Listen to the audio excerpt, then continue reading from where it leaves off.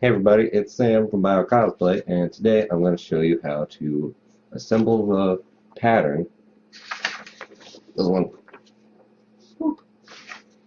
for my foam skull. Alright, so when you print off the pattern, it should already be scaled to the same size as the one I made here. And that'll be just like a PDF. But if you want to print it bigger, you can just kind of up the percentage it's printing at in Adobe Reader. So, first step, just cut this out. Alright, now that all the pieces are cut out, I'm going to transfer them over to foam and then cut the foam out. The foam I've found that's best to work for these patterns is 6mm craft foam, and you can pick that up at the craft store in sheets like this, about this thickness. These generally have a little sticker on them like this, but you can just run a heat gun over that and it'll peel the sticker off. So I'll show you that real quick. And I do this just because the sticker gets in the way and it has like a sticky residue if you just peel it off normally.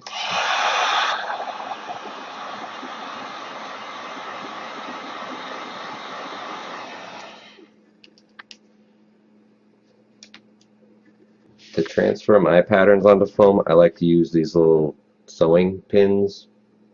Got the colorful balls on the end, and they leave just a small hole in your foam that's not really noticeable. So I just pin these on here, and then once everything's pinned, I'll trace it in Sharpie.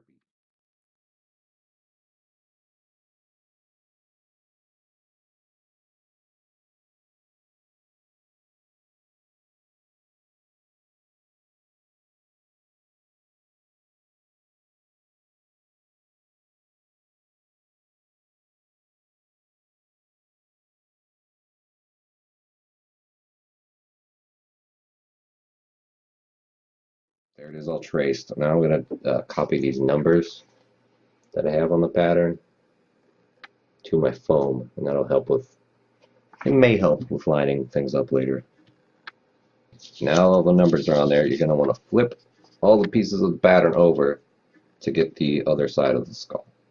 It may also help to label these left and right, so you can put a little left on all these. That way we don't get confused later. I didn't flip these over. Dang it! Forgetting to flip the patterns over happens more often than I'd care to admit. Now that we've pinned them properly, this mark will just be here, reminding me of my shame. Alright, now that those are all traced, I'm going to put R's on all these, so you know these are for the right side of the skull. To cut this out, I use one of these extending box cutter knife thingies.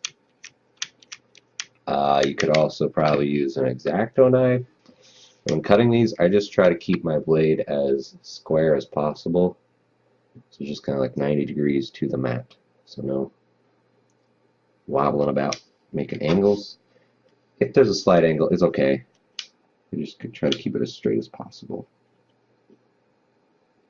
So there are going to be two pieces here that do need to be cut at a 45-degree angle. I guess they don't need to be, but I prefer to cut them that way. And it's these two pieces at the front here. And those form like the front teeth section of the skull, or where you would put teeth. And I just cut those at like a 45-degree angle. So that's going to be this one. And to do that, I just kind of tilt my blade on the mat. It doesn't have to be perfect.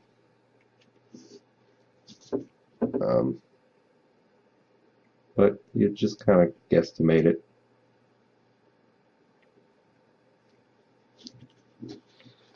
Alright.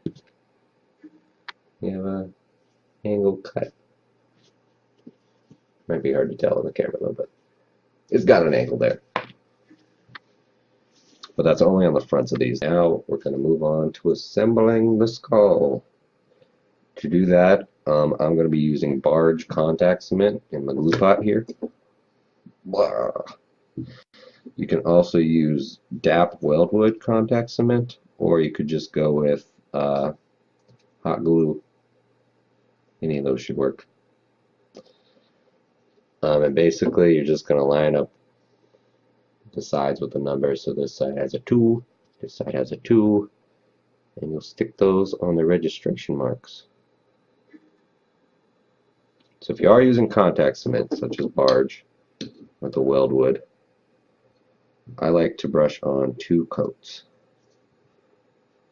Brush on a coat, relatively thin. The thinner it is, the quicker it'll dry and the more even it'll be.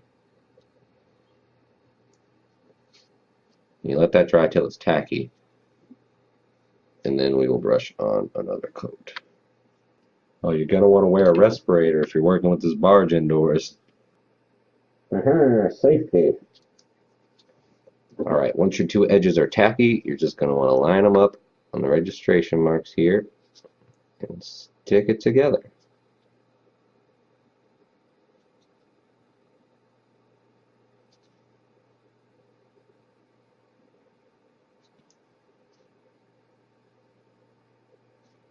You might have to do some stretching and pulling of the foam, and that's okay. Foam's flexible.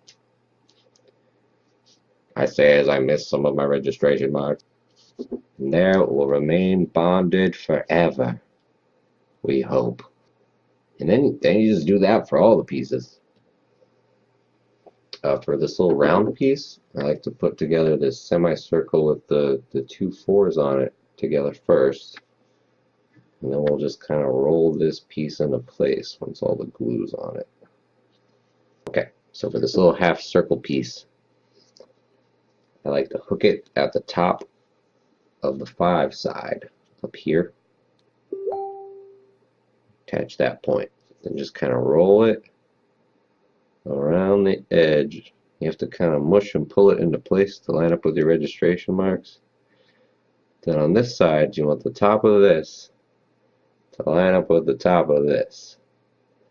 So it requires some stretching and pulling to get it around.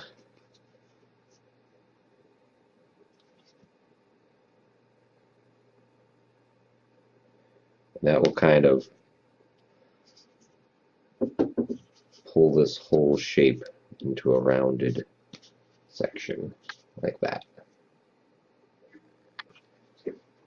Then for this side with the 3, this requires some squishing on this side.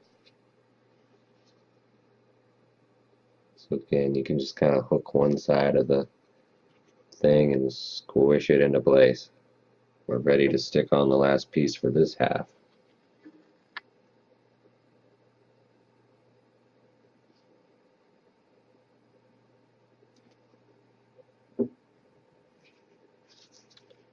So just like the other ones, just kind of hook the edge, then roll the foam over to my little registration mark here, and kind of force it to line up the rest of the way.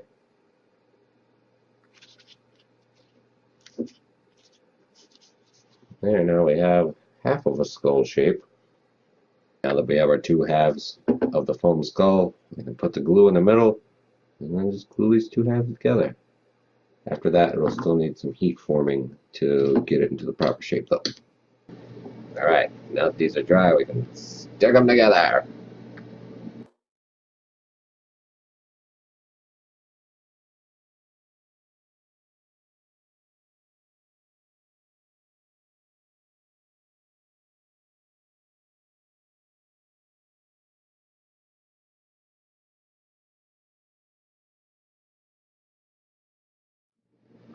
So without heat forming, your foam skull is going to look a bit odd. Really need some heat on it to get it into the proper shape. So this is what we're going for. First I do some heat right here to kind of get this cheek lump.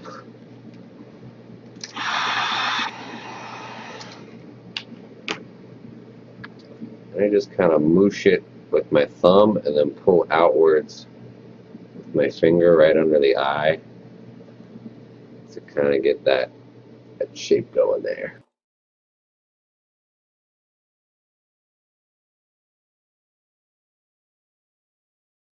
And all this at the front, I want to kind of curl inward like that.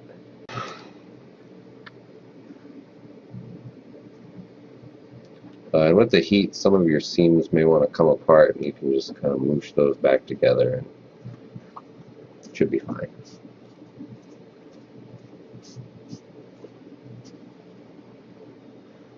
I like to kind of, on this round section, push that in a bit, and kind of round this over under the eye.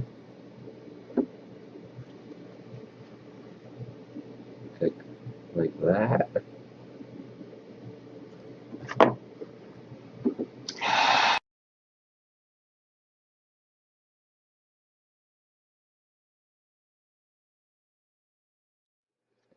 Alright, as for the top, I kind of heat it in sections. So for this back section, I kind of push up underneath with my thumb and push down in between the eyes to kind of give that a bit more shape like that.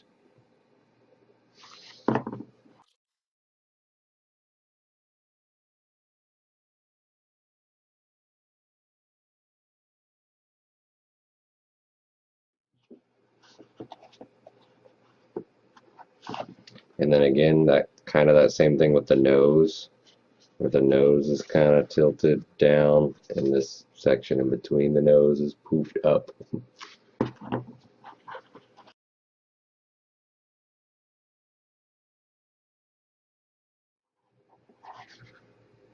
I'm just going to kind of mirror the same thing I did on this side over on this side.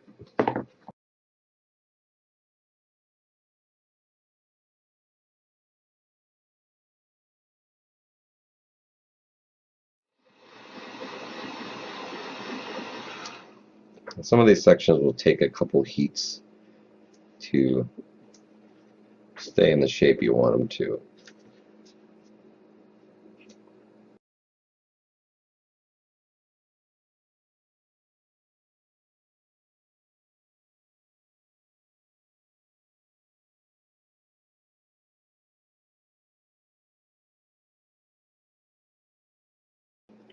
It's starting to get there. This does take a lot of heat forming before it gets scully.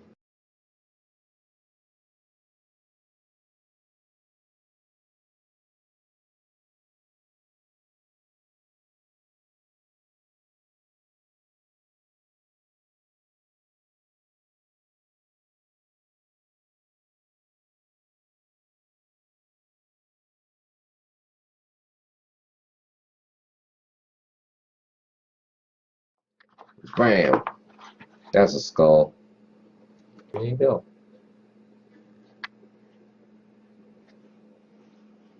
You can do more heat forming or less heat forming if you want. For this one, I added in some teeth. I'll show you how to do some teeth real quick. I did those with the Dremel, but you can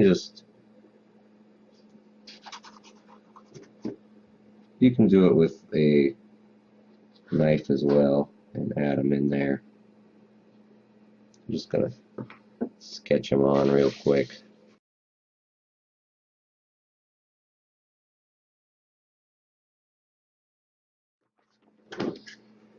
You got your teeth kind of drawn on. You're gonna want to cut out the notches for fangs if you want them similar to mine.